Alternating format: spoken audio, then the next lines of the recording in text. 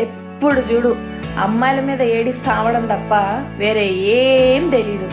ఎప్పుడో ఒకసారి అమావాస్య పుణ్యానికి ఏదో ఈ మదర్స్ డే, ఉమెన్స్ డే ఇట్లాంటి డేస్ అప్పుడు అమ్మాయిల గురించి ఒక పాజిటివ్ మాటలు మాట్లాడతారు. అంటే ఎట్లా అంటే మగువ లోకానికి తెలుసా నీ విలువ అని ఒక పాటో, ఒక స్టేటసో, ఒక స్టోరీయో ఏదో పెట్టి ఇక ఆ ఒక్క రోజు మాత్రం అమ్మాయిని దేవతలకు మాట్లాడతారు.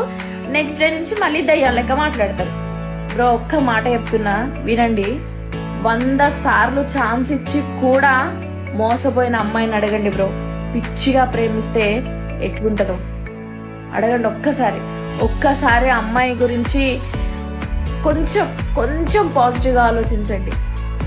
అమ్మాయిలు ప్రేమిస్తే మీరు సరిపోరు బ్రో, సీరియస్గా తెలుసా. అమ్మాయిలు అట్లా ప్రేమిస్తారు, ద్వేషించినా అట్లనే ద్వేషిస్తారు. మీరు వాళ్ళని అంటే ఈడ పెట్టుకొని చూసుకోకపోయినా పర్లేదు కానీ రెస్పెక్ట్ ఇవ్వండి. అమ్మాయిల్ని అమ్మాయిల లెక్క చూడండి ప్లీజ్. నాకు ఒకటి అర్థం కాదు, మనకి మంచి జరగాలంటే దేవుడి దగ్గరికి పోయి దేవుడా నాకు అది జరగాలి, ఇది జరగాలి, దేవుడా నాకు మంచి జరగాలి అని చెప్పి ప్రదక్షిణాలు చేసి కొబ్బరికాయలు కొట్టి దేవుడికి మొక్కుకొని వస్తాం కదా. మరి ఒకరిని మోసం చేసినప్పుడు, ఒకరికి అబద్ధం మాటలు చెప్పి మోసం చేసి ఇట్లా చేస్తున్నప్పుడు అప్పుడు దేవుడు చూస్తున్నాడు, దేవుడు మనల్ని క్షమించడు, మళ్ళీ కర్మ అనేది ఒకటి ఉంటదని చెప్పి వాళ్ళకి తెలీదా? నాకు అర్థం కావట్లే అసలు జనాలు ఇంత ఘోరంగా ఉన్నారు. వామ్మో, ఈ రోజుల్లో ప్రేమించి పెళ్లి చేసుకొని సంతోషంగా ఉన్న వాళ్ళు ఎంతమంది ఉన్నారో తెలియదు కానీ ప్రేమించి మోసపోయి బాధపడేటోళ్ళు మాత్రం మస్తు మంది ఉన్నారు.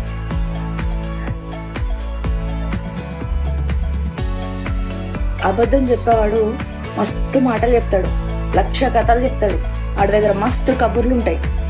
కానీ నిజం చెప్పేవాడు ఒకటే మాట చెప్తాడు, ఎప్పటికీ ఒకటే మాట. ఎందుకంటే వాడి దగ్గర వేరే మాటలు ఉండవు. వాడు నిజం చెప్తున్నాడు, ఒక్క మాట చెప్తున్నాడు, వాడి దగ్గర ఒక్కటే ఉంటది. నిజం చెప్పే వాళ్ళని నమ్మండి, అబద్ధాలు చెప్పి మోసం చేసే వాళ్ళని నమ్మకండి. జీవితాలు ఖరాబ్ అవుతాయి.